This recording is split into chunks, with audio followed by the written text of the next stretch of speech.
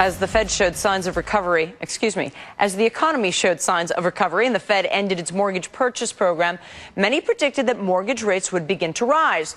That, of course, though, was before the European debt crisis hit and sent investors into treasuries, which have now pushed mortgage rates to record lows again. Is it enough, though, to entice home buyers? We know it's been helping refinancing. Fred Glick is a licensed mortgage broker and real estate agent at Philadelphia-based U.S. Loan Mortgage, and Michael Moskowitz is president of Direct Mortgage Lender Equity, now in New York City. Guys, good to see you. Fred, you're a mortgage broker. What has the level activity have been like since the mortgage rates hit those all-time lows? Are you seeing an increase in refinancing and purchases? Well, I've definitely seen the refinancing. People have been kind of surprised by the rates.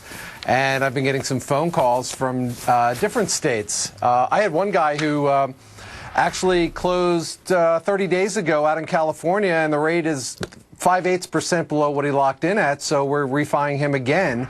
It was a beautiful thing. But on the purchase side, people still are worried about jobs. So it's really market to market. In downtown Philadelphia, it's kind of busy, but in the suburbs, it's slowed up. Did that guy paid you fees twice? Well, in 2 months? He did it with somebody else, but he's going through me now. But yeah, he's doing it. But on that much, he's saving about $250 a month, and over the long run, he's going to be there long term. It pays.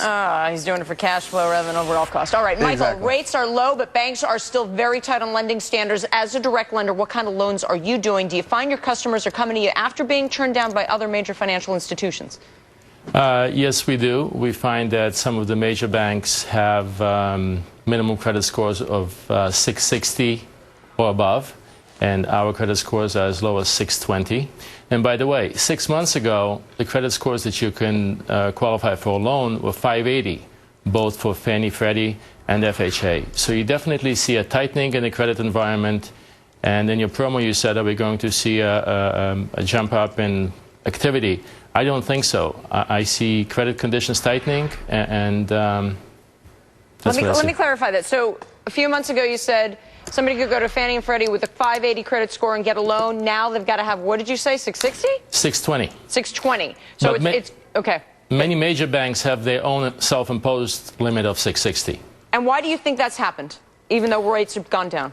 I think we see more defaults. There are defaults in the background. People are defaulting. Real estate values are still going down, certainly in the tri-state area. And, you know, the $8,000 credit sustained it for 3/4 of a year, but you can't control the market. Yeah, and that tax credit now gone. Fred, have you noticed that the drop in mortgage rates, is that enough to offset that loss of the tax credit? Not at all. Not even one bit. All we did is we moved everybody forward. Here's $8,000. Come and buy a house. Okay, I was going to buy one anyway because I have a job and I'm comfortable that I'm going to stay here and have my job. That's all it's about. The $8,000, I had said many times, should have been a repayable one, not just free money. And there's been, you know, activity from higher more than it was a couple years ago, but we've been seeing other problems, and the biggest one is the HVCC, which I call the home values continue collapsing because the appraisals are just not coming in. And also another problem with the refis is we need sales so the appraisers can appraise the property. So we might be into a situation, if there's nobody buying houses, you're not going to be able to refi either, and that's going to kill everything. Yeah, I know of individuals who've had that trouble. There's no comp for them to run off of, and so the appraiser doesn't want to give them something that'll help them get the loan. Michael, how long do you think rates are going to stay low?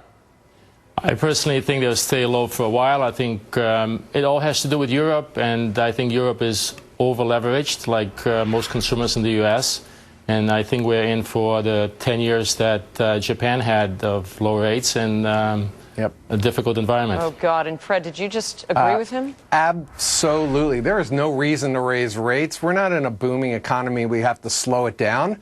There's nothing that we can find to jumpstart this economy like we had the internet in the 90s. I'm cutting you off because it is a Friday before the long weekend, and I don't want to hear any more sadness. Okay? Well, hey, go Flyers. That's all I can say. All right.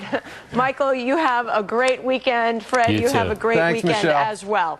Thank you, All right. Americans seeing their personal incomes rise again last month.